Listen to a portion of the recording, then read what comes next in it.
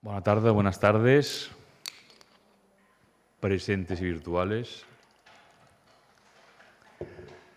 Como os comenté ya, esta semana, esta sesión y la siguiente deberían ser el punto álgido de nuestra convivencia rilkeana, porque espero llevaros, si no a una iluminación, que es mucho decir, al menos a una clarificación de todo lo que estamos comentando.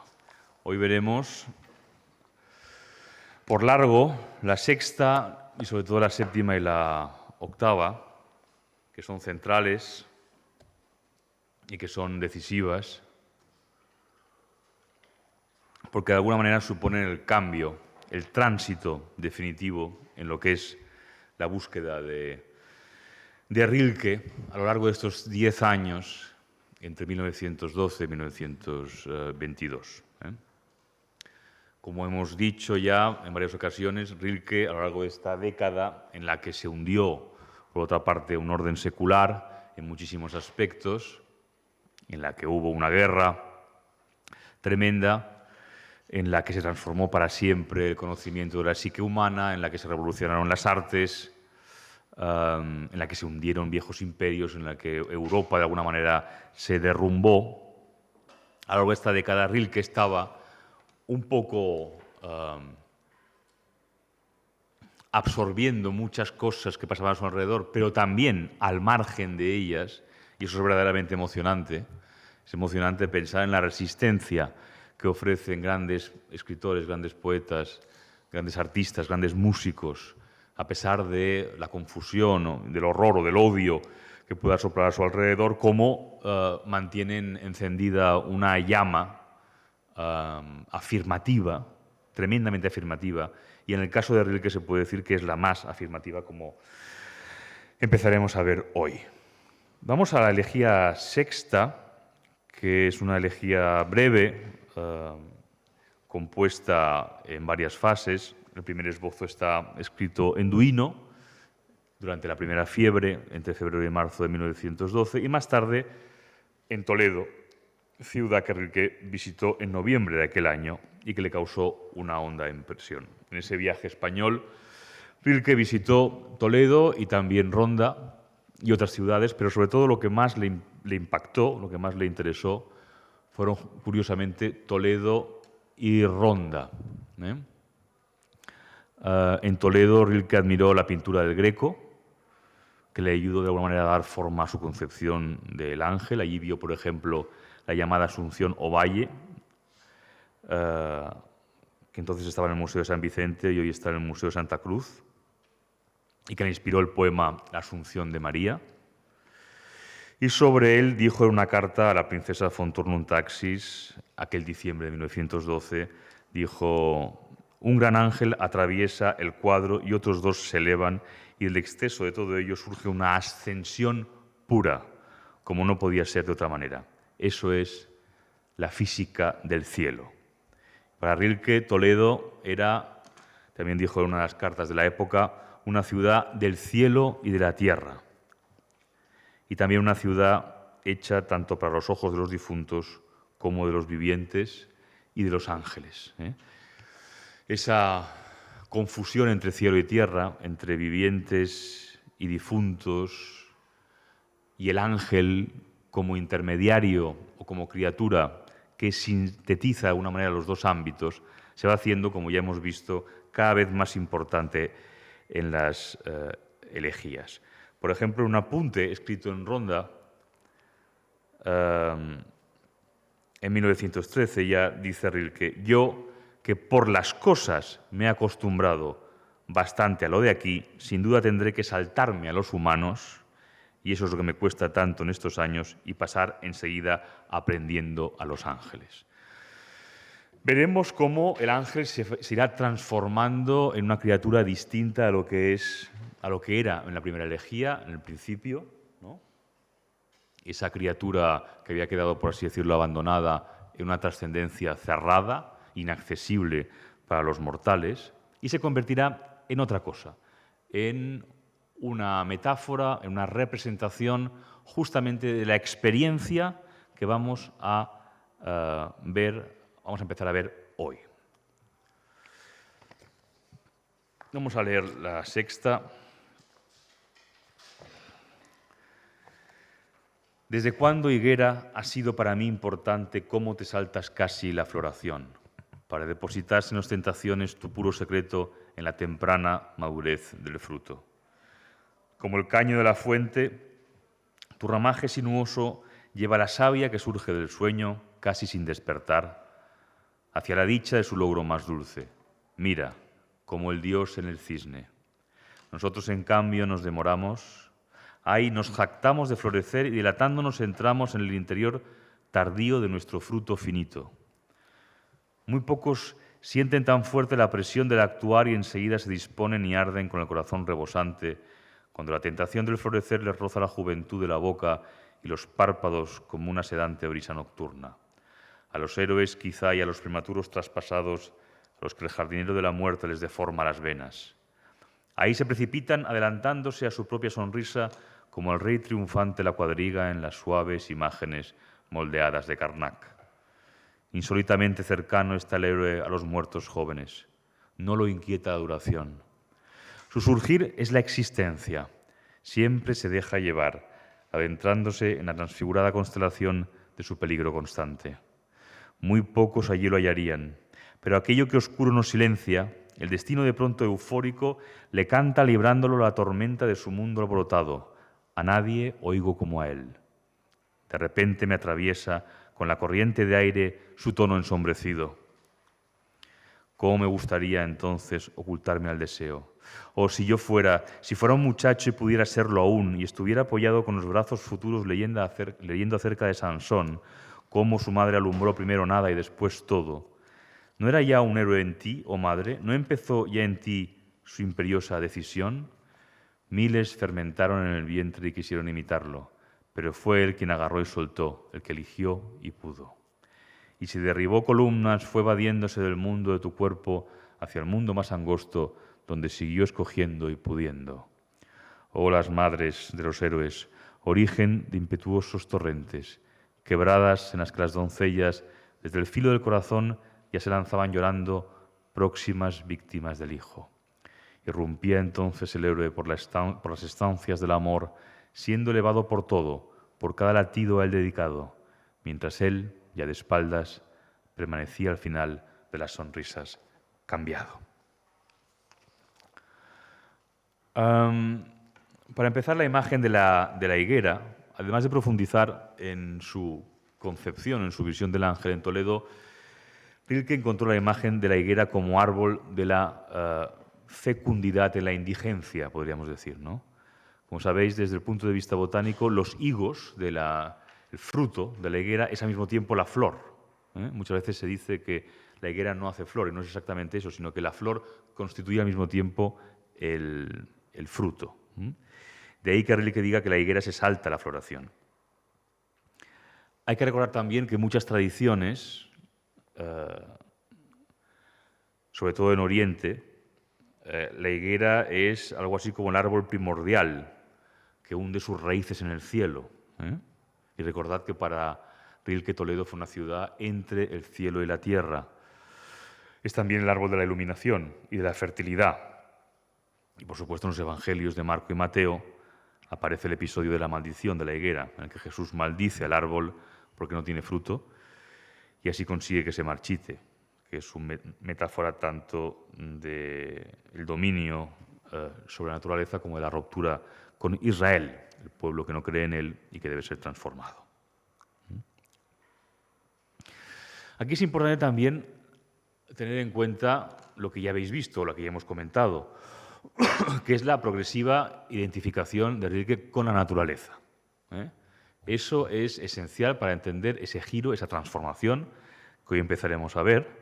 Hay que tener en cuenta también lo que comentábamos en la primera sesión, cómo el gran asunto del romanticismo es el exilio del hombre de la naturaleza, el darle la espalda. Recordemos los cuadros de Caspar Friedrich, recordemos la poesía de Hölderlin, recordemos la música de Beethoven, esa sensación de despedida constante que empieza a apreciarse durante el romanticismo, que tiene que ver mucho con la naturaleza. Y de hecho, si tenemos en cuenta que la cultura judeocristiana es una cultura que rechazó la identificación con la naturaleza porque se consideraba que era pagano, los paganos habían divinizado la naturaleza y los primeros profetas del Antiguo Testamento desterraron la naturaleza de su Dios único, que solo podía identificarse con la palabra y como mucho con el desierto. También podríamos ver cómo en realidad esa exclusión de la naturaleza es determinante en lo que ha sido la evolución ontológica de Occidente. Y de hecho, todas las regresiones a lo natural desde el ámbito judeocristiano se han hecho normalmente a través de la mística. Pensemos, por ejemplo, en San Francisco o pensemos en San Juan de la Cruz. Los místicos, y particularmente los españoles, intentan una síntesis, digamos, entre la doctrina profunda que inspira la Biblia y también la reinserción, por así decirlo, del espíritu en la naturaleza. Rilke leyó San Juan, pero muy tarde en su vida, muy tarde, le impresionó muchísimo, pero no, digamos, durante la composición de las elegías. Pero es algo que él, de alguna manera, llevaba dentro de sí mismo. Recordemos también cómo en Grecia la naturaleza estaba por completo divinizada. La frase «todo está lleno de dioses», el ser era irreductible, a diferencia de lo que pasa en la modernidad o lo que empieza a pasar incluso al final de la época clásica en Grecia. El canto era alabanza y creación de mundo. El decir no estaba separado de las cosas, sino que era la cosa. El decir era la cosa. El decir creaba mundo. En hebreo antiguo hay una palabra, dabar, que significa a la vez palabra y cosa.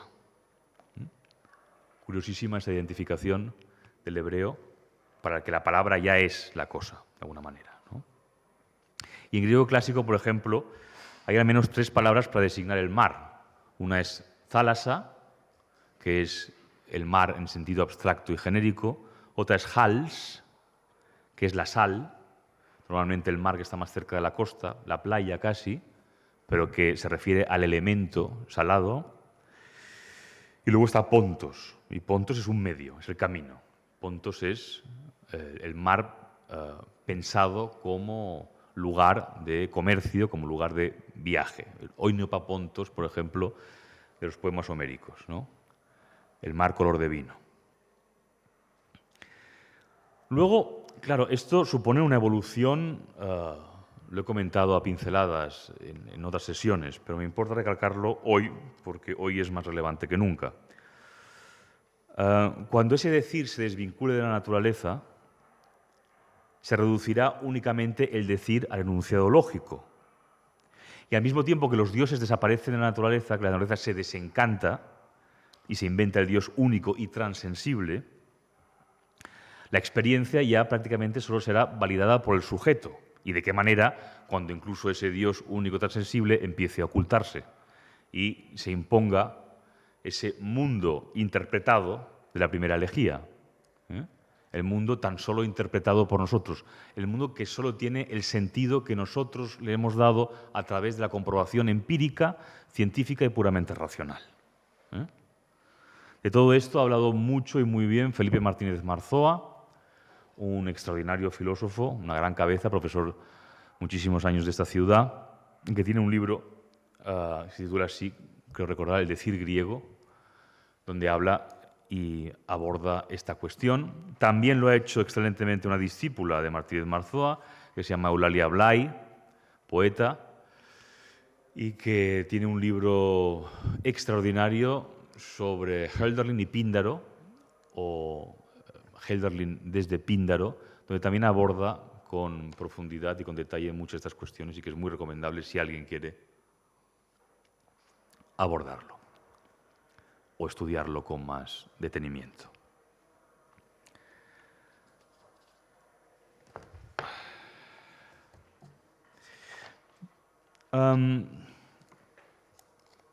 Bien, la elegía sexta básicamente, con esa imagen de la higuera, después de la fuente, el surgir de la existencia, de los héroes, de los muertos prematuros, son cosas que ya, ¿verdad?, estamos familiarizados con ellas, ¿no? Quizá la fuente es una imagen recurrente en la poesía de Rilke, muy querida por él. Tiene un poema, de hecho, escrito en 1922, al final de la secuencia de las elegías, maravilloso, que incide en esa cuestión. Oímos desde hace tanto las fuentes, nos suenan casi como el tiempo, pero siguen en realidad el paso de la eternidad cambiante. Extraña es el agua y tuya es el agua, de aquí es y no es de aquí también. Eres por un instante la roca de la fuente, reflejando en ti las cosas. Cómo está todo unido y alejado, descifrado e ignoto desde hace mucho, absurdo y otra vez con sentido.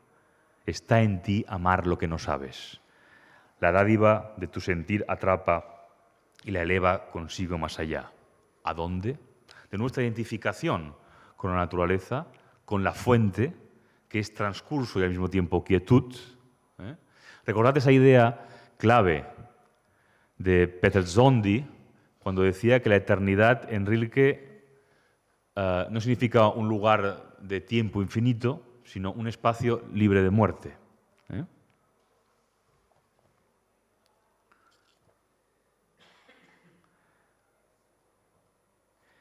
Y todas estas señales que nos va dando a lo largo de estos poemas apuntan precisamente a eso, a esa identificación. Como cuando dice, por ejemplo, insólitamente cercano está el héroe a los muertos jóvenes. Ya conocemos esa figura. No lo inquieta la duración. Otra cosa que ya, otro concepto que hemos abordado aquí con detalle. Su surgir es la existencia. Sein Aufgang ist Dasein. Su surgir es la existencia, como la fuente. Ese brotar puro que no conoce la duración, que simplemente es. Es con toda esa plenitud que no está rodeada por ninguna conciencia de finitud, por ningún atributo y por ningún artículo. Pensad el ser y el tiempo sin los artículos. Ser y tiempo, sin la limitación conceptual que le impone muchas veces nuestro discurso lógico. Pensar la vida, por ejemplo, en términos de existencia y no de biografía, de principio y de final, es algo que también coincide mucho con el ánimo de Rilke en las elegías. Bien, de la sexta, que es un poco una elegía de transición, pasamos a la séptima, que ya es una de las elegías mayores y una elegía donde se produce ya muy claramente un tránsito, una transformación muy contundente. Rilke escribió esta elegía de un tirón durante su encierro en Museo, en Suiza, al final, por tanto, del trayecto, en febrero de 1922.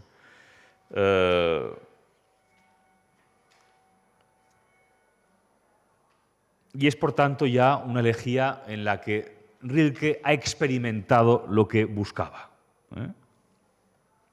Él estuvo, sobre todo en los años de la Primera Guerra Mundial, sufriendo una especie como de bloqueo con respecto a su búsqueda. Tenía empezadas varias de las elegías, pero todavía digamos que toda la secuencia no estaba bien trabada. Como hemos visto, hay saltos temporales en la composición, no están escritas una detrás de otra.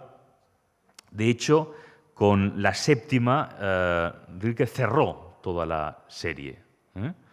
Y, por tanto, de alguna manera, al situarla en ese lugar, Rilke ya sabía que que debía cumplir un papel de transición, un papel de preparación al lector para lo que será luego, sobre todo, la experiencia de la octava y de la novena. Vamos a leerla. Que no sea halago ya no, sino voz emancipada la esencia de tu grito. Aunque grites limpio como el pájaro cuando lo alza la estación ascendente, casi olvidándose de que es un animal laborioso y no solo un corazón único que ella lanza a la alegría de los cielos profundos, de la misma manera que menos halagarías tú para que invisible aún te advirtiera la amiga silenciosa, cuya respuesta despierta poco a poco y se enardece con la escucha. A tu osado sentimiento, la sensibilidad ardiente. Hoy la primavera entendería cómo no hay ahí ningún lugar que no conlleve el tono de la anunciación. Primero ese incipiente sonido interrogante al que va envolviendo con creciente silencio un puro día afirmativo. Luego los escalones hacia arriba, vocativos y en ascenso, hacia el soñado templo del porvenir, y luego el trino, fuente que anticipa la caída al caudal urgente en el juego de las promesas. Y ante sí el verano. No solo todas las mañanas del verano, no solo cómo se mudan en día y resplandecen antes del inicio, no solo los días suaves entre flores y allá arriba entre árboles formados, fuertes y poderosos, no solo el fervor de esas energías desplegadas, no solo los caminos, no solo los prados al atardecer, no solo, tras la tormenta tardía, el resuello de la claridad, no solo el sueño inminente, la intuición vespertina, sino también las noches, las altas noches estivales. Las estrellas de la tierra. O estar muerto un día y conocerlas infinitamente, todas las estrellas. ¿Cómo olvidarlas? Mira, llamé entonces a la amante, pero no iba a venir ella sola. Aparecerían muchachas de tumbas frágiles y se quedarían, pues, ¿cómo podría yo limitar el grito invocado? Las abismadas buscan todavía la tierra. Niñas, algo de aquí ha sido una sola vez, valdría por mucho. No creáis que el destino sea más que la densidad infantil, cómo a menudo os adelantabais al amado respirando tras una dichosa carrera hacia nada, a la intemperie. Estar aquí es maravilloso. Bien lo sabíais, muchachas, también vosotras que en apariencia sin nada os hundíais en los peores callejones de la ciudad, ulcerosas o abiertas al desecho, porque a cada una le fue dada una hora en la que tuvo un existir. Quizá no una hora entera, algo entre dos instantes, apenas mesurable con las medidas del tiempo. Todo. Las venas rebosantes de existencia. Pero nosotros olvidamos fácilmente aquello que el vecino risueño no nos concede o envidia. Queremos elevarlo a la luz, pese a que la dicha más visible solo se nos manifiesta cuando la mudamos adentro. En ninguna parte, amada, habrá mundo salvo adentro. La vida se nos va a transformar y el exterior, cada vez más ínfimo, se esfuma poco a poco. Allá donde hubo un día una casa perdurable, se impone una forma pensada, al sesgo, propia por completo de lo imaginable, como si estuviera aún del todo en el cerebro. El espíritu de la época crea amplios depósitos de energía, informes como el impulso palpitante que de todo absorbe, pero ya no conoce templos. Ese exceso del corazón nos lo ahorramos ahora de forma más secreta. Sí, ahí donde aún perdura, la cosa, antaño de rodillas servida y venerada, se ofrece ahora tal como está, a lo invisible. Muchos no se dan cuenta y no aciertan por ello a construirla en su interior, con columnas y estatuas, más amplia. Cada sordo vuelco del mundo tiene esos desheredados a los que no pertenece lo anterior ni lo próximo aún, porque también lo próximo está lejos para el hombre, algo que no debería confundirnos, sino ayudarnos a fortalecer la custodia de la forma aún reconocida, eso que una vez estuvo entre los hombres, en medio del destino aniquilador, en medio de la ignorancia de a dónde estuvo como ente, curvando hacia sí estrellas desde un cielo seguro. Ángel, a ti te lo muestro aún, aquí, para que tú, en tu contemplar se alce al fin salvado, ya por fin íntegro, columnas y pilones de la esfinge, la fuerza ascendente, gris por la ciudad muerta o desconocida de la catedral. ¿No fue un milagro? Oh, asómbrate, ángel, de que nosotros seamos, nosotros, oh grandioso, cuenta de lo que hemos sido capaces. No da mi aliento para tanta celebración. A pesar de todo, no hemos perdido los espacios, esas estancias nuestras y generosas. Qué vastas deben ser, puesto que no se desbordan tras milenios de nuestro sentir. Pero una torre era grande, ¿verdad? Oh ángel, ¿no era grande incluso a tu lado? Grande era Chartres, y la música llegaba aún más alto y nos sobrepasaba. E incluso una amante, oh sola en la ventana nocturna, ¿no te llegaba a las rodillas? No creas que te estoy halagando, ángel, y aunque lo hiciera no vendrías, pues mi llamada está llena siempre de ida. Contra una corriente tan poderosa no podrías avanzar. Mi llamada es como un brazo alargado cuya mano espera recibir algo arriba y aún así sigue abierta frente a ti como aviso y rechazo, inasible, todo apertura. Vamos a los primeros versos para empezar. Fijaos que dice que no sea halago ya no, sino voz emancipada la esencia de tu grito. Que no sea halago ya no, sino voz emancipada la esencia de tu grito. Recordemos el grito de la primera elegía, ese grito que no podía ser escuchado en la jerarquía, en los coros de los ángeles, entre la trascendencia, la soledad del grito humano del hombre abandonado en la tierra, en la creación, en ese mundo interpretado, frente a esos animales sagaces que ya, de alguna manera, delatan nuestra inseguridad. Estuvimos bastante tiempo, Adán Kovácsis y yo mismo, discutiendo cómo traducir esta palabra, que en alemán es Werbung, que es una palabra muy corriente del alemán. Werbung, que es la publicidad, por ejemplo. Publicidad que se echa en los buzones, ¿no? Es también requiebro, amoroso, solicitud, incluso.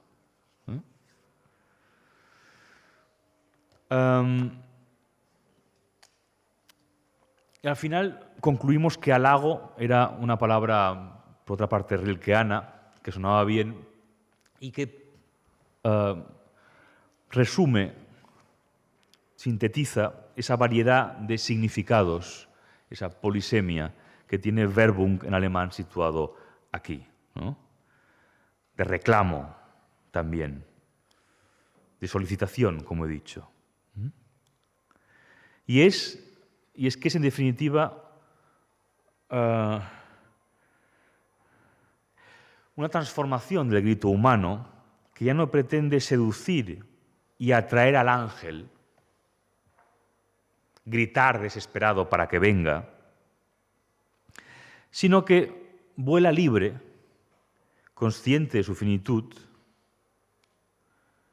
que es a su vez el sentido de la maravilla de la existencia.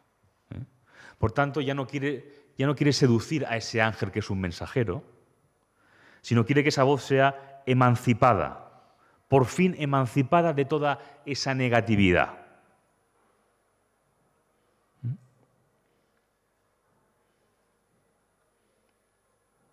El canto ha sido en la modernidad un lamento. Como hemos dicho, comentando cuestiones de Hölderlin y el romanticismo, un lamento que es una constatación del ya no, de nuestra caída en la temporalidad, que no por casualidad es un gran tema de Hölderlin, cómo el hombre de pronto cae en la temporalidad al desvincularse de todo el ciclo religioso. Estas campanadas son muy bienvenidas en este momento. Y es que Rilke inicia aquí la gran transformación hacia la afirmación y la alabanza. Recordad también aquel verso de la primera elegía, siempre empieza la inalcanzable alabanza. Siempre empieza de nuevo la inalcanzable alabanza. Pues bien, la alabanza va a ser aquí, por fin, otra vez posible. Que es una manera también de que el decir poético se acuerde con el mundo otra vez. Por ejemplo, en el tercero de los sonetos, a Orfeo, dirá Rilke, al final de la secuencia, Un Dios puede, mas ¿cómo, decidme, sabrá seguirlo un hombre por la angosta lira? Su sentido es ambiguo. En el cruce de dos vías del corazón no hay templo para Apolo. El canto no es, como tú explicas, anhelo, no es halago de algo finito y alcanzado. El canto es existencia, liviana para el Dios. Mas ¿cuándo somos nosotros?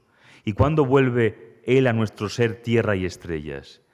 Esto no es, muchacho, lo que amas. Por mucho que la voz, la boca te abra, debes olvidar que tú cantas alto. Eso pasa. El verdadero cantar es otro aliento, en torno a nada. Racha en el Dios, un viento. El canto es existencia. Gesang ist Dasein. El canto no es un lamento por la pérdida de algo, pero tampoco es una ornamentación accesoria en torno a la existencia, sino que el mismo canto es existencia. El canto se identifica, el decir poético, con la existencia.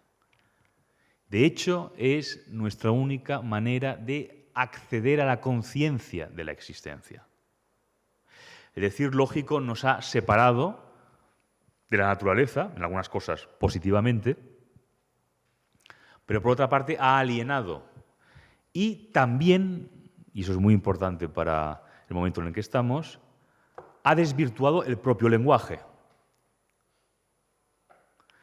Ya no cantamos, en un sentido incluso, digamos, corriente, cotidiano. Ya no cantamos, ya no se oye cantar.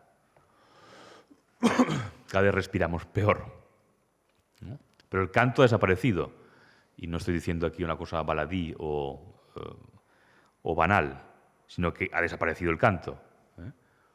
Y con ello ha desaparecido también un sentido del lenguaje, que era indiscernible de la condición humana. La condición humana está ligada desde sus orígenes al canto, a la poesía. Al principio ligada con la música, pero el despertar de la conciencia humana está ligada ¿a qué? A la celebración de los nacimientos, de la salida del sol y al lamento por la muerte. Y en realidad para la celebración y la conciencia de lo que es estar vivo. Que eso es lo que hace Rilke en esta operación de una envergadura ontológica, poética y filosófica sin parangón en la modernidad. Eso sí quiero dejarlo con absoluta contundencia, porque ha habido otros intentos igualmente respetables, pero siempre han venido por la vía, digamos, de la religión ortodoxa o de caminos ya previamente trillados. Rilke es el único que intenta una transformación asumiendo todo lo que le ha pasado al hombre en la modernidad, sin esconder nada, sin desechar nada tampoco, que eso es lo importante. Por eso puede decir Rilke, Hier sein ist wunderlich. Estar aquí es maravilloso. Nadie con tanto derecho ha podido decir eso como Rilke. Hier sein ist wunderlich. Porque no es una frase hecha, no es un tópico, sino que es un verso que viene en el momento justo para recordar todo el trayecto que ha hecho y nosotros con él en un momento clave.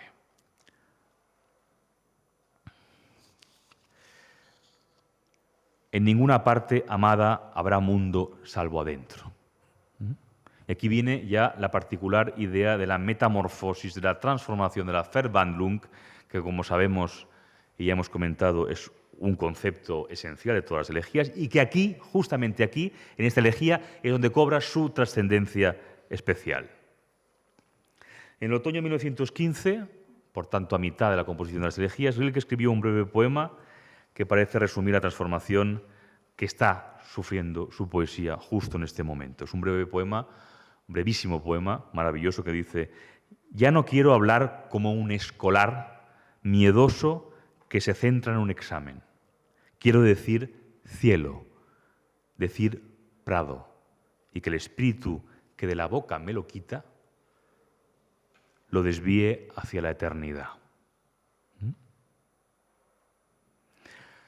Aquí es donde empezamos, yo creo, a vislumbrar y a entender que toda esa transformación existencial, esa idea de que el canto es existencia, está relacionada con una idea del propio lenguaje poético y de la capacidad que solo los hombres, los humanos, tenemos gracias al lenguaje de acceder a un estado distinto de percepción que no nos pertenece individualmente. Y subrayo lo de individualmente, porque el lenguaje nos habla a nosotros. Somos hablados por el lenguaje. No somos nosotros quien hablamos el lenguaje. Esa es otra de las trampas, de las confusiones de la modernidad. El lenguaje, las lenguas, los idiomas, como decía Agustín García Calvo, convertidos en elementos de identidad, que lo hace todo el mundo. Lo han hecho todas las naciones, lo han hecho todas las culturas, sin excepción prácticamente. Como si nosotros fuéramos los dueños del lenguaje, lo cual es de una ingenuidad verdaderamente extraordinaria. Es el lenguaje el que nos habla a nosotros. Nosotros al nacer nos incorporamos al lenguaje, nos agarra el lenguaje de alguna manera y después sigue después de nuestra muerte, por supuesto. En cada palabra hay millones de palabras desaparecidas, hay millones de balbuceos, hay millones de transformaciones, de cruces, de mestizaje lingüístico, de mil cosas que ya ni siquiera conocemos y de las que no tenemos ningún registro. Tomar conciencia de eso en el plano lingüístico, como tomar conciencia también de nuestra fisicidad en el plano puramente amoroso, como veíamos en la tercera elegía, es también esencial para entender esta transformación, este giro que está dando aquí Rilke. Hay una carta que escribió Rilke a su traductor al polaco, a Witold Hulewicz, de noviembre de 1925, una carta que es toda ella extraordinaria, que tenéis íntegra en nuestra edición de Lumen, pero de la que extraigo un fragmento que es importante para lo que estamos comentando ahora. Es una carta maravillosa. Dice: nosotros, estos de aquí y ahora, no estamos, le está intentando explicarle a su traductor al polaco qué son las elegías, ¿no? Y por eso es una carta tan valiosa, porque tenemos a Rilke que nos explica cuál es su intención en los poemas. Nosotros, estos de aquí y ahora, no estamos ni por un momento satisfechos en el mundo temporal, atados todavía a él. Una y otra vez pasamos a los anteriores, a nuestra procedencia y a aquellos que aparentemente vendrán después de nosotros. En este mundo abierto, el más grande, están todos, porque no se puede decir al mismo tiempo, pues precisamente la desaparición del tiempo hace que todos estén. Lo efímero se precipita por doquier a un profundo ser. Lo efímero se precipita por doquier a un profundo ser. Somos seres efímeros, pero no todo en nosotros es efímero. Una idea que cuesta mucho entender a los occidentales. Bien, por tanto, todas las figuraciones de lo que aquí no deben utilizarse solo dentro de las limitaciones del tiempo, sino en la medida de nuestras capacidades, situarse en esos significados superiores de los cuales participamos. Pero no en un sentido cristiano, del que me alejo cada vez de forma más apasionada, sino que con una conciencia puramente terrenal, profundamente terrenal, dichosamente terrenal, se trata de insertar lo tocado y contemplado aquí en el ámbito más amplio, amplísimo. No en un más allá, cuya sombra oscurece la tierra, sino en un todo, en el todo. La naturaleza, las cosas de nuestro uso y trato son provisionalidades y caducidades, pero son, mientras estamos aquí, nuestra posesión y nuestra amistad, cómplices de nuestras miserias y de nuestras alegrías, así como fueron ya los confidentes de nuestros antepasados. Por tanto, no solo se trata de no dejar mal y rebajar lo de aquí, sino que estos fenómenos y cosas, precisamente por su provisionalidad que comparte con nosotros, deben ser comprendidos con un entendimiento más íntimo y transformados. ¿Transformados? Sí, pues nuestra tarea consiste en grabarnos esta tierra provisional y caduca de forma tan profunda, tan suficiente y apasionada que su ser resurja invisible en nosotros. Somos las abejas de lo invisible. Libamos locamente la miel de lo visible para acumularla en el gran panal de oro de lo invisible. Las elegías nos muestran trabajando en ello, trabajando en estas incesantes transposiciones de lo querido visible y palpable a la vibración y agitación de nuestra naturaleza que introduce nuevas frecuencias vibratorias en las esferas vibratorias del universo. Ya que las diversas sustancias no son más que diversos exponentes vibratorios, nosotros no solo preparamos de este modo intensidades de carácter espiritual, sino, quién sabe, nuevos cuerpos, metales, nebulosas y estrellas. Y esta actividad, además, se ve apoyada de peculiar manera por tantas cosas visibles que ya no serán sustituidas. Para nuestros abuelos, una casa, una fuente, una torre que les era familiar, es más, su propia ropa, su abrigo, eran todavía infinitamente más cercanos. Casi cada cosa era un recipiente en el que encontraban algo humano y en el que acumulaban humanidad. Ahora desde América nos llegan cosas aparentes, objetos de pega para la vida. Cuando dice América, léase Estados Unidos. Una casa en el sentido americano, una manzana americana o una vid de allí no tienen nada en común con la casa, la fruta, la uva, en las que se insertaban la esperanza y la reflexión de nuestros ancestros. Las cosas animadas y vividas, las que sabían con y de nosotros, se van acabando y ya no pueden ser reemplazadas. Somos los últimos, quizá, que aún hemos conocido esas cosas. Sobre nosotros descansa la responsabilidad no solo de conservar su recuerdo, lo cual sería poco y escasamente fiable, sino su valor humano y lárico. Lárico en referencia a los lares, los dioses del hogar. La tierra no tiene más salida que devenir invisible en nosotros. Con una parte de nuestro ser participamos de lo invisible, que al menos tenemos participaciones en ello y podemos aumentar nuestro patrimonio de lo invisible durante nuestra estancia aquí. Solo en nosotros puede llevarse a cabo esta íntima y duradera conversión de lo visible en lo invisible, en lo ya independiente de ser visible y palpable, así como nuestro propio destino se vuelve en nosotros continuamente más presente e invisible. Las elegías fijan esta norma de existencia, aseguran y celebran esta conciencia. Está muy claro. Me importa detenerme en esta cuestión de estas cosas de recorte de pega que vienen de América, de Estados Unidos. Y es la muy curiosa, para nosotros muy curiosa y muy extraña, suspicacia de Rilke hacia todo lo anglosajón, hacia el mundo anglosajón, que era bastante corriente en su época, y sobre todo en el mundo germanófono. Había una suspicacia hacia el mundo inglés. Ya Ortega y Gasset, en un epílogo para la edición de uno de sus libros en Inglaterra, concluía que para él Inglaterra era el país más raro del mundo. Claro que nosotros nos hemos vuelto todos anglosajones ya. El mundo entero de alguna manera se ha vuelto anglosajón. O sea, nos cuesta mucho nosotros recordar o entender que alguien como Walter Benjamin tuviera miedo de irse a Estados Unidos, exiliado, cuando todos sus amigos que se habían ido, los de la escuela de Frankfurt, corriendo a California, donde se vivía muy bien, además, Benjamin tenía dudas.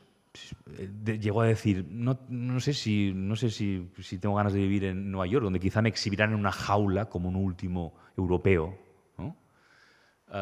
Por tanto, esa suspicacia hacia lo anglosajón, hacia el mundo anglosajón, nos recuerda que había una gran distancia con lo que es la concepción puramente empírica y utilitaria del mundo, de raíz sajona, y que se ha extendido por todo el mundo ya, a través del dominio estadounidense. Por supuesto que hay cosas extraordinariamente valiosas y muy eficaces.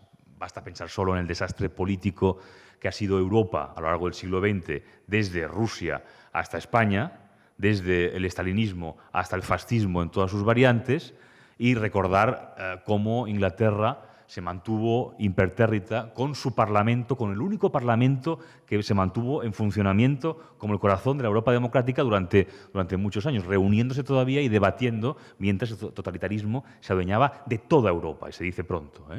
Y por tanto, esa tradición, que es una tradición de pensamiento político muy valiosa, Hannah Arendt, por ejemplo, cuando abandonó asqueada Alemania y decidió renunciar a su carrera de filósofa para dedicarse a la teoría política, cambió de lengua no solo por una razón práctica y de necesidad, porque vivía en Estados Unidos, sino también porque el inglés era una lengua que estaba mucho más acostumbrada a hablar y a tratar cuestiones políticas. Y en cambio el alemán es una lengua que está mucho más preparada o mucho más acostumbrada a tratar cuestiones filosóficas. Por tanto, no quiero aquí establecer una diferencia peyorativa con respecto al anglosajón, que es algo muy fácil y que por otra parte estaba en el ánimo tanto de nazis como bolcheviques en aquella época, el rechazo hacia la democracia comercial de Estados Unidos, que se decía con muchísima desprecio olímpico y que después en fin, tuvieron que venir a rescatar a Europa del desastre hecho por unos y otros. Por tanto, me importa hacer esa precisión, pero también es verdad que hay toda una forma, por así decirlo, de ser europeo o de pensar la literatura, la filosofía, las artes, que poco a poco se ha ido diluyendo hasta extremos absurdos. Hoy en día en Inglaterra, en la academia inglesa, no se puede hablar de Heidegger. No se puede hablar de filosofía que no sea filosofía analítica. Y eso ha perjudicado a toda la cultura universitaria, creo yo. Todavía hoy, en este mismo país, en filosofía, si te dedicas a la analítica, no puedes citar a ningún autor fuera del campo analítico. Y al revés, si te dedicas a la ontología, pues no puedes citar a ninguno del campo analítico. Cuando Wittgenstein y Heidegger, en fin, tienen correspondencias, incluso Wittgenstein llegó a decir, entiendo perfectamente lo que quiere decir Heidegger, para escándalo de sus discípulos, ¿no? Que es reducir el pensamiento a un absurdo doctrinal completamente esterilizante. Pero sí es importante esta reflexión que hace Rilke con respecto a lo que ha sido el utilitarismo y la producción en cadena, también para entender cómo eso, la mecánica, ha afectado al lenguaje, a nuestras relaciones y, en fin, en definitiva, a nuestra idea de dominio del mundo. Eso es obvio y es así, y es una característica del mundo tal como está conformado ahora, hoy en día, y no podemos apartar la mirada de eso. Lo que he dicho sobre el decir poético, la relación entre palabra y cosa, tiene que ver también con lo que dice aquí con respecto a nuestra relación con las cosas también. Estas cosas que ya de pronto no tienen ninguna relación con nosotros. Pero lo más importante para lo que viene ahora es que volver a repetir esta idea de que la conciencia moderna está avezada a la mortalidad y a la finitud. Es la nuestra, sobre todo, una conciencia de muerte, y esa conciencia de muerte se ha convertido en nuestra principal herramienta de trabajo. A veces para bien, otra vez, cuando la ciencia está orientada a salvar, a curar enfermedades, a mejorar las condiciones de vida de la gente, ahora para tratar de luchar contra problemas medioambientales de origen antropogenético, etcétera, etcétera. Pero al mismo tiempo, nuestra conciencia moderna es una conciencia asustada y acorralada que se ha convertido en una herramienta de destrucción. Y esta es una cuestión esencial en lo que es la evolución de la mente occidental, que se ha convertido en una mente planetaria. Y es que nosotros hemos llegado a la conclusión, a través de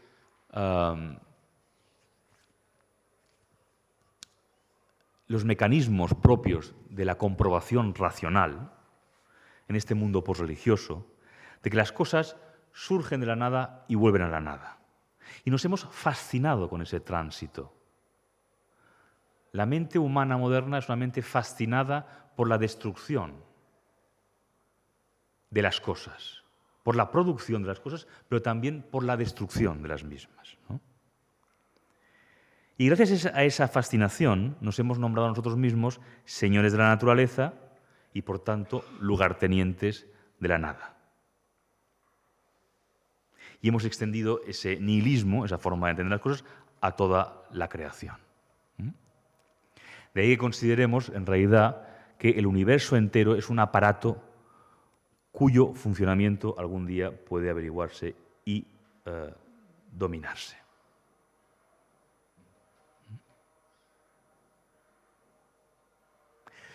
En cambio, Rilke llama la atención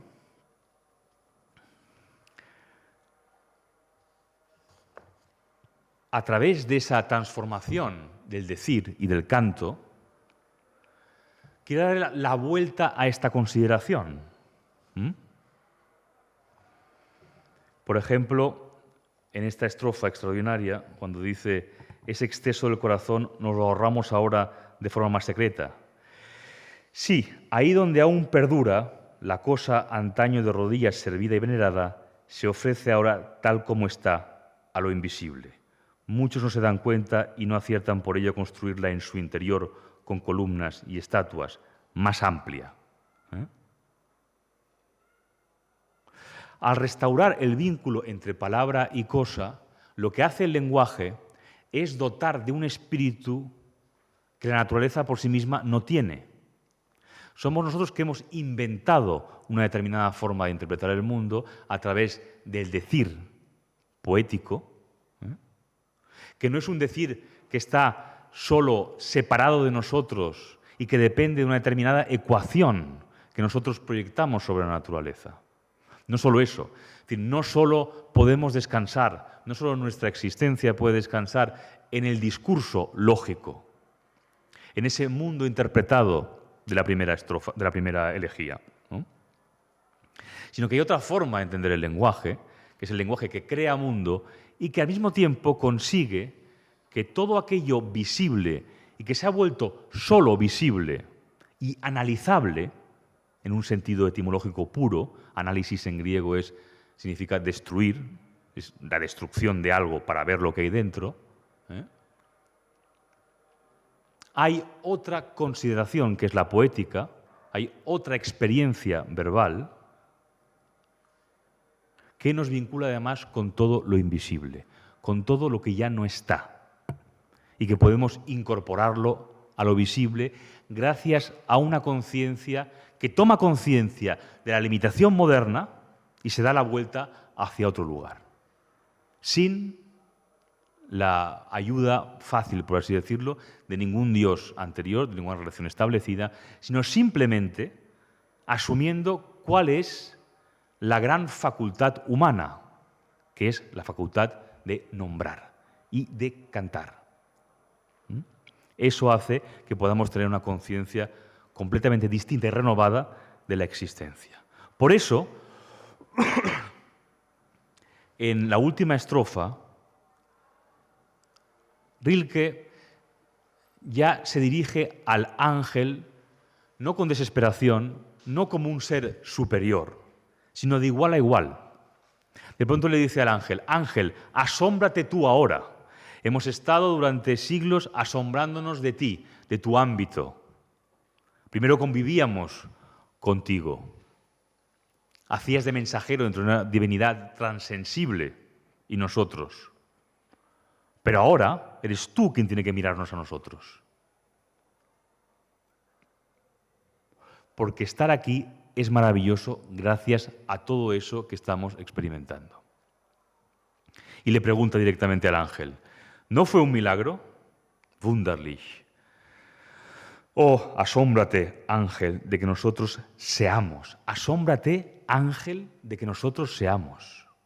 El ángel tiene que asombrarse de nuestra existencia, de nuestro ser, no nosotros de su ser pasado y periclitado y terminado y cerrado, sino el ángel de nuestra propia existencia, de nuestro propio ser. Nosotros, oh grandioso, cuenta de lo que hemos sido capaces. No da mi aliento para tanta celebración.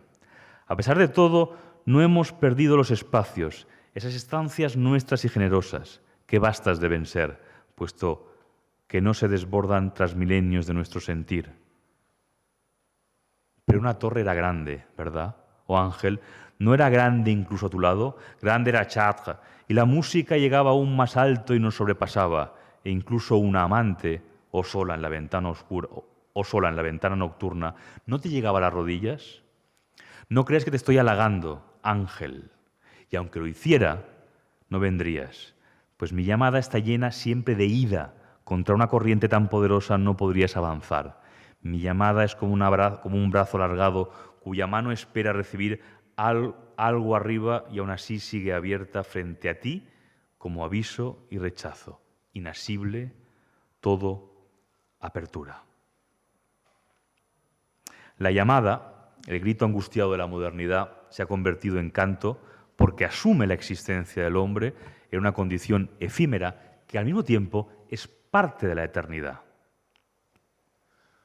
Nosotros aquí lo podemos ver nuestra finitud, podemos entender por qué morimos, podemos lamentarnos de nuestra breve existencia, pero también podemos ver todo lo demás, todo aquello que está, que es, y de lo que nosotros somos conscientes, y que además hemos sabido cantar y hemos sabido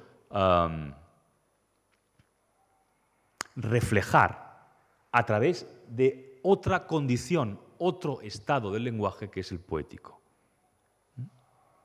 También hay referencias, por supuesto, a la música.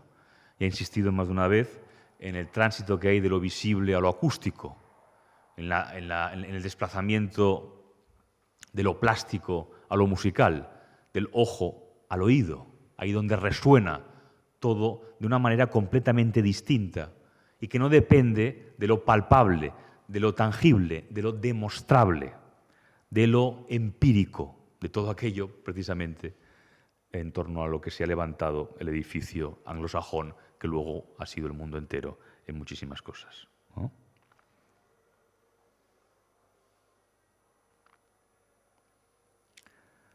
Este verso final, inasible, todo apertura, unfasslicher Weitauf. No se puede asir, no se puede captar, no se puede captar en realidad. Es decir, no lo podemos entender en el sentido del significado otra vez del mundo interpretado, pero al mismo tiempo es todo apertura, Weitauf. Ya estamos en un ámbito que está más allá de la lógica, de lo comprobable empíricamente, en una extensión abierta e incuantificable, fuera del cómputo. Estamos ya literalmente en el infinito, pero no el infinito considerado tal y como se ha acostumbrado a entenderlo la mente moderna y matemática, es decir, el infinito como una cantidad que no termina, sino el infinito como cualidad. Esa es toda la diferencia, como cualidad. ¿Y cuál es la única forma que tenemos de acceder a ello si la ciencia no tiene puerta de entrada a ello? ¿Cuál es? La entrada poética. Esa es nuestra única forma de acceder a ello, en realidad.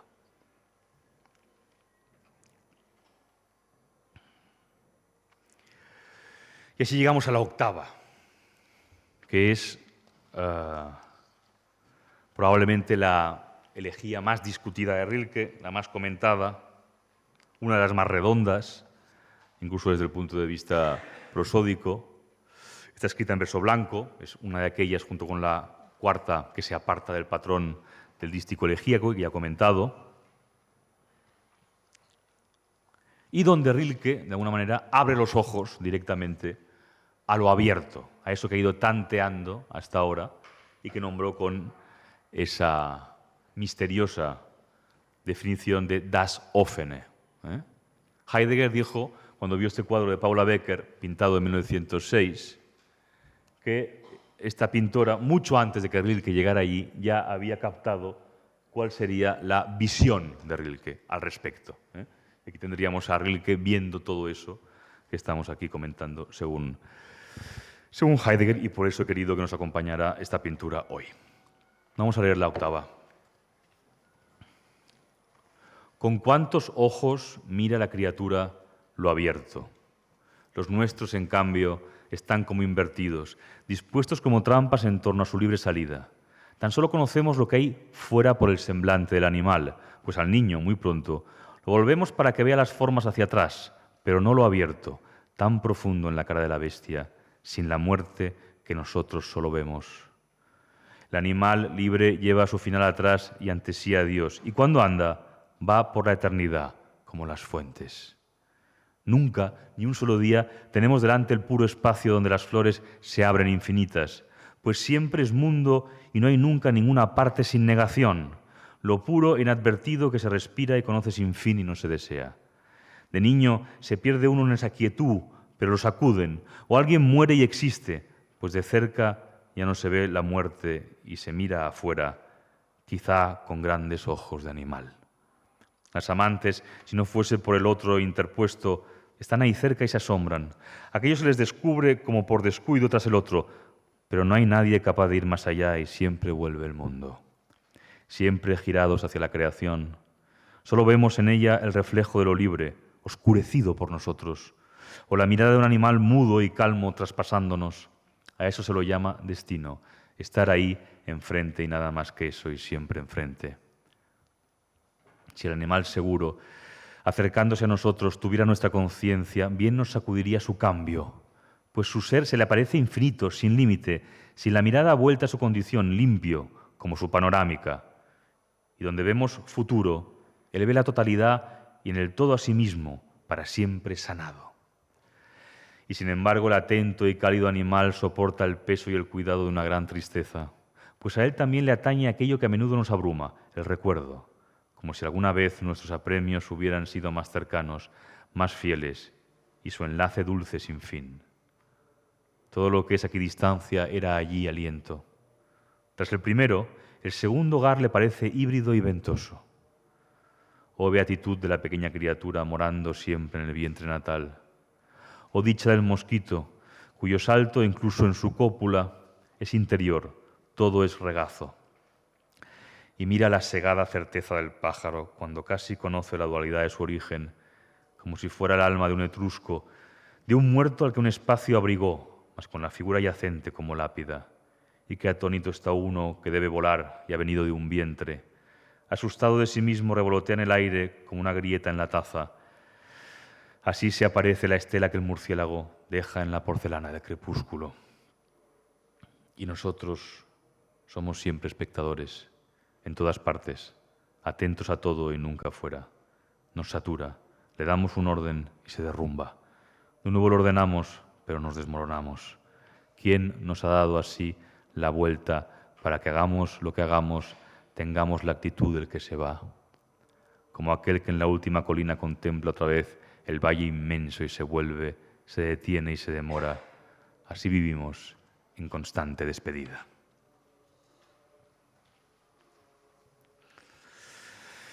Bien, Rilke escribió esta elegía en febrero de 1922, por tanto al final, durante el encierro en el castillo de Musó. Está dedicada a Rudolf Kastner, escritor y filósofo austríaco, amigo de Rilke desde temprano. Sus escritos están muy inspirados en la mística y en fuentes orientales, y su crítica antirracionalista de la modernidad se manifiesta en muchas de sus obras y es muy afín con las cuestiones que más interesaron a Rilke.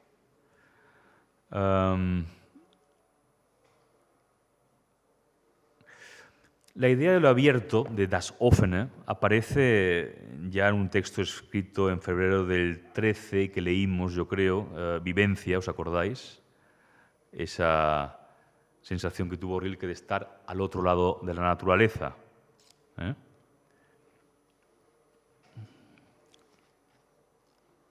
¿Os acordáis de aquel fragmento que leímos en el que Rilke trataba de explicar un poco su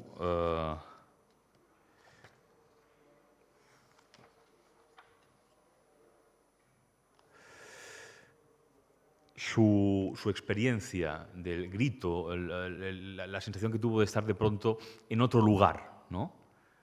Ese estar al otro lado de la naturaleza. Pues bien, esto que ocurre en la octava es justamente eso. Vencer los límites de nuestra conciencia mortal. Pensemos, por ejemplo, en un poeta como Lucrecio, gran poeta romano, el autor de Rerum Natura, uno de los grandes poemas, si no el más grande, de la latinidad, en ese momento de, como decía Flaubert, en que los viejos dioses habían desaparecido y Cristo aún no había llegado, ese momento excepcional en el que el hombre estuvo solo y de pronto trató de reconciliarse con esa soledad, ¿no? Lucrecio, en ese poema, que es un poema científico en un sentido exacto, canta la poesía de las cosas, el movimiento, el constante vaivén entre nacimiento y muerte, insertándolo en aquello que siempre está, en un cosmos hecho de vacío y átomos trenzados. Es un poema que intenta rechazar toda la superstición de la religión y tratar de reconciliar al hombre con su pequeño lugar en el universo. Rilke quiere volver un poco a ese estado, pero por supuesto, de nuevo, no de una forma ingenua, sino asumiendo todo lo que, toda la herencia pesada que tiene a sus espaldas en ese momento, a principios del siglo XX. En una carta a Lev Struve de 1926, Rilke comenta con respecto a lo abierto: el animal está en el mundo, nosotros estamos ante él por el peculiar giro e intensificación que ha realizado nuestra conciencia. Lo abierto no se refiere al cielo, al aire o al espacio, pues esos también son objeto para el observador y examinador y por tanto opacos y cerrados. El animal, como la flor probablemente, es todo eso sin reflexionar sobre ello y tiene por tanto ante sí y sobre sí esa libertad indescriptiblemente abierta que en nosotros quizá solo encuentra un equivalente sumamente momentáneo en los primeros instantes del amor, cuando uno ve en el otro, en el ser amado, su propia amplitud, así como en la elevación a Dios. Rilke luego vio confirmada su idea de lo abierto por el mistagogo Alfred Schuller, por cuyas teorías se interesó, cuyas conferencias siguió. Según Schuller, las características de una vida abierta son sensación de plenitud, pasividad, permanencia en el instante, eternización del instante, detención del tiempo, sensación de ser absoluto. La vida cerrada impide el regreso a los muertos, sella el más allá. Además, a Rilke le interesaba mucho de Schuller que describiera a los muertos como los verdaderos seres, el reino de los muertos como una única e inaudita existencia, nuestro breve tiempo de vida como una suerte de excepción. Esta cuestión de la muerte la abordaremos con detalle en la próxima sesión, porque creo que tendrá más sentido cuando leamos la novena y la décima, y es un asunto muy peliagudo, sobre todo por lo que ha sido nuestra experiencia de la muerte en el siglo XX, de la muerte industrial. Por tanto, cuando Rilke se define como amigo de la muerte, es algo que chirría mucho a oídos de un ciudadano del siglo XX acostumbrado a la herencia de los campos de concentración. Pero me referiré a ello de forma específica porque es un asunto muy interesante y que debemos tratar. Pero por otra parte, la cuestión de lo abierto ha suscitado a lo largo de todo el siglo XX un debate filosófico muy interesante. Sobre todo Martin Heidegger mantuvo un pulso constante. Sabéis que Heidegger, que es el filósofo que revolucionó la filosofía a principios del siglo XX, muy poco después de la muerte de Rilke, Heidegger publicó Ser y Tiempo, su gran obra, su única gran obra terminada, y de hecho no está terminada del todo, pero la obra que puso patas arriba la metafísica occidental, con una ambición verdaderamente desmesurada, y que ha inaugurado todo el pensamiento, toda una gran corriente de pensamiento en el siglo XX. Como decía George Steiner, prácticamente toda la deconstrucción no son más que notas al pie de Heidegger. Bien, pues Heidegger, que a diferencia de lo que había ocurrido tradicionalmente con la filosofía, volvió a la poesía como forma de pensamiento filosófico. Heidegger vuelve a coronar a los poetas reyes en el siglo XX, los vuelve, por así decirlo, a admitir en la República, después de su expulsión platónica. Heidegger mantuvo un pulso constante en su obra con esta concepción rilkeana de lo abierto, que para él, a diferencia de lo que veía en Rilke, constituía una particularidad exclusiva de la experiencia humana, relacionada con la aletheia. La aletheia es un concepto griego, que es la verdad en el sentido griego, aletheia, de ahí viene el nombre de Alicia, ¿no? Aletheia con esa A privativa, y letheia, verdad en griego quiere decir en realidad lo desoculto. Ungeborgenheit en alemán, lo desoculto, lo desvelado, lo que estaba olvidado y de pronto surge. Aletheia, el lethein en griego es olvidar, de ahí viene lo del río Leteo, el río del olvido, y aletheia sería lo que deja de estar olvidado. No exactamente lo que se recuerda, porque lo que se recuerda es un acto voluntario, sino algo que aparece, estaba oculto y aparece, ¿no? Que para Heidegger es una metáfora perfecta del olvido del ser.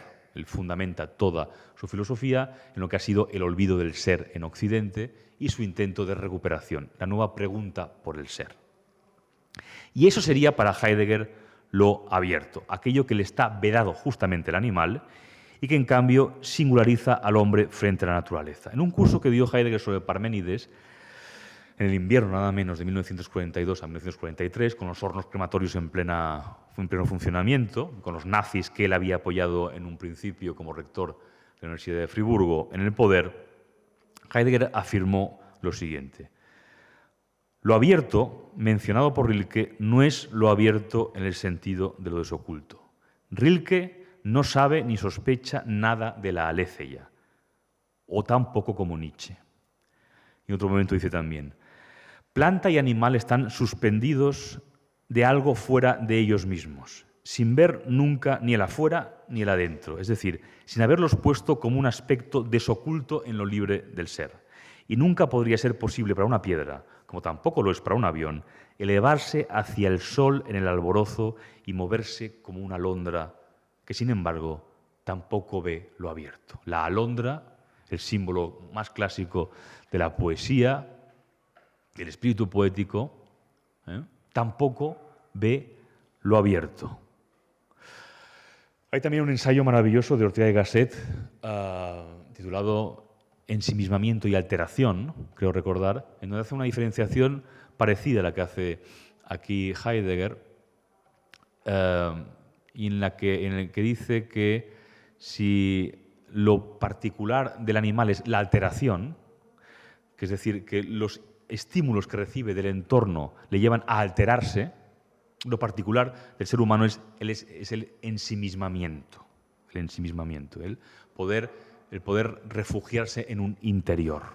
Hay también páginas maravillosas de Rafael Sánchez Ferlosio al respecto, en sus notas a la traducción de Jean Tart, del Niño Salvaje, que hizo unas notas que son más largas que el texto, de hecho el autor se enfadó mucho, pero ahí están recopiladas en su obra completa. Y hay unas notas de Ferlosio que da vueltas en torno a eso, en torno a la diferencia del mirar animal y el mirar humano, que son verdaderamente extraordinarias.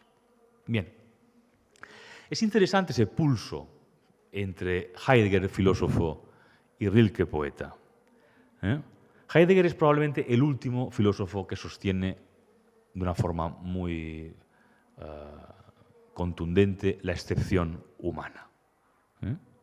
El hombre ha olvidado la esencia de su existencia y el arte es una forma de recordar esa verdad escondida del ser. Y el hombre es la única criatura que es capaz de acceder a eso.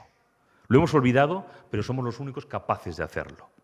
El ser ha quedado oculto, prisionero, por el dominio cada vez más absoluto de la técnica, precisamente. Heidegger era otro gran alérgico a la cultura anglosajona. De hecho, ni siquiera hablaba ni leía inglés. De todos modos, creo, después de haberlo pensado bastante, creo que Heidegger y Rilke están de acuerdo. Se refieren a lo mismo, solo que uno es filósofo y el otro es poeta. ¿Y cuál es el trabajo del filósofo? No es pensar, como se suele decir, porque pensamos todos, seamos filósofos o no, desde el más iletrado hasta el más sofisticado, pero el trabajo del filósofo es conceptualizar. ¿Y cuál es el trabajo del poeta? El trabajo del poeta es ver y cantar lo que ve.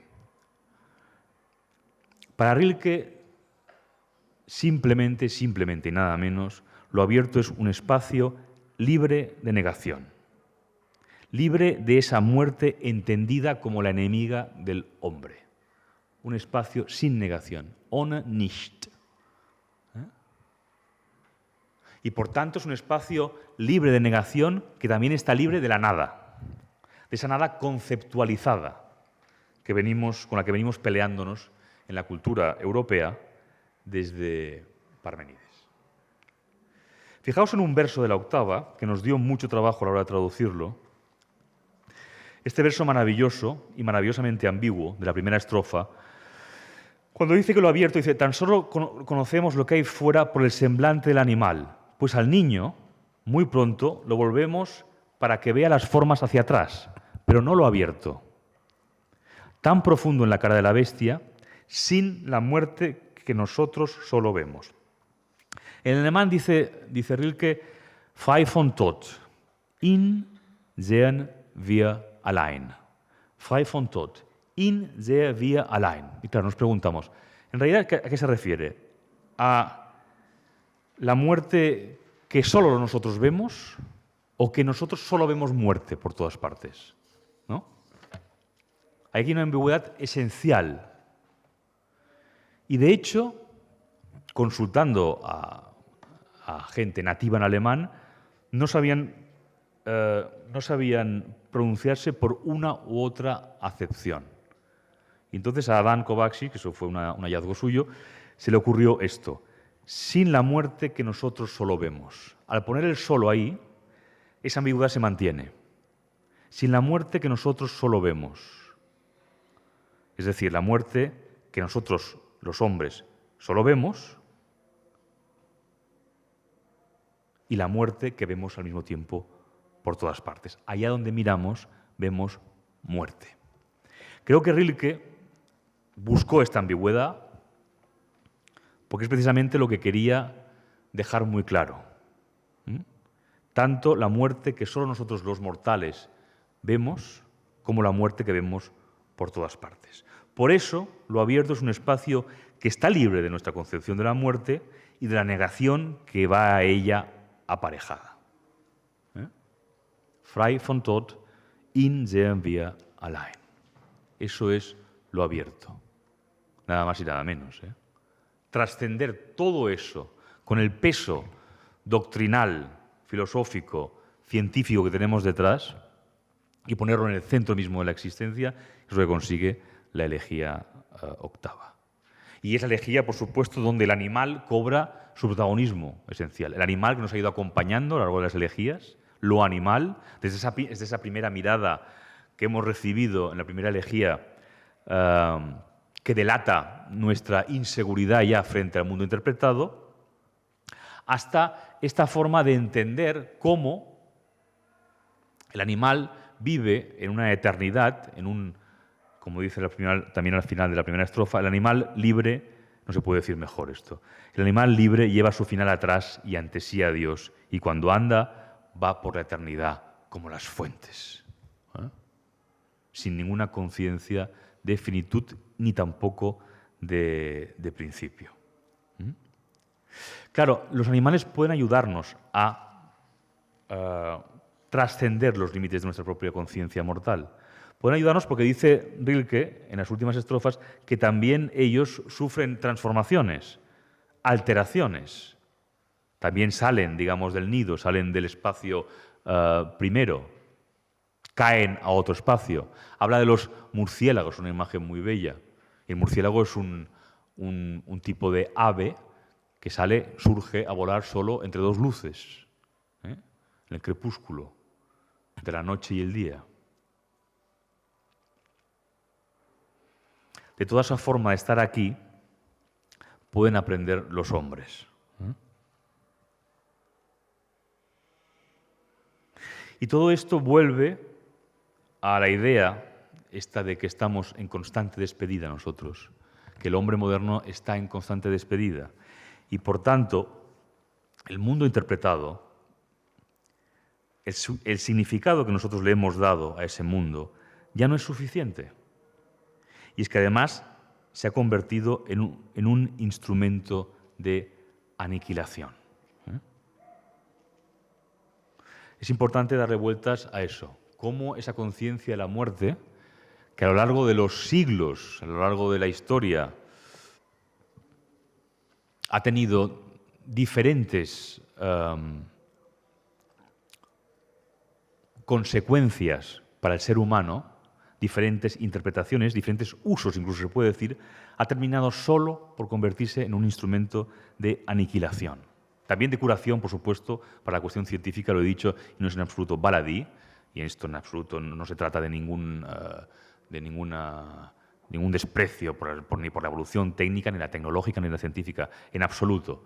Se trata simplemente de recordar cómo hay toda otra dimensión que se ha olvidado por completo y que no tiene por qué olvidarse, porque precisamente ese olvido de eso que nos recordaba Rilke en los años 20 del siglo XX fue lo que nos llevó al exterminio. Fue lo que nos llevó a creernos capaces de poder destruir a todo un pueblo entero en unos campos de concentración. Eso es, ni más ni menos. Mira si tiene importancia. Por tanto, debemos volver a prestar atención a todo lo que no entendemos. Lo dejamos aquí de momento y si tenéis preguntas, ahora es el momento. Si queréis que repita algo, que volvamos a abordar algún tema, alguna cuestión, por favor, no tengáis ningún problema en decirlo. Sí.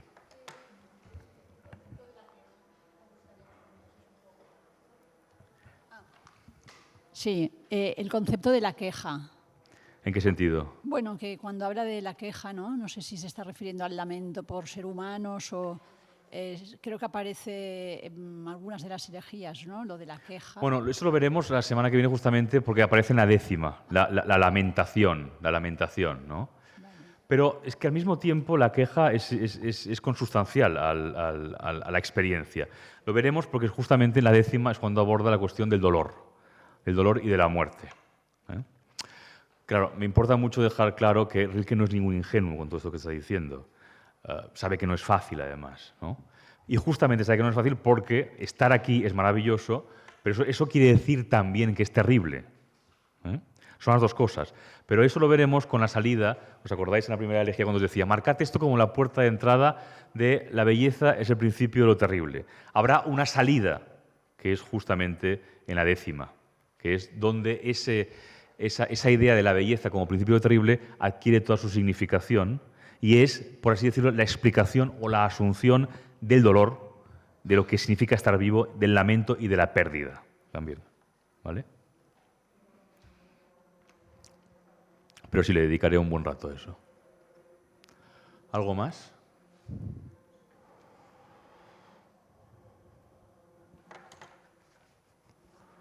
No hay nada tampoco en el ámbito, en el mundo virtual, al otro lado de la naturaleza.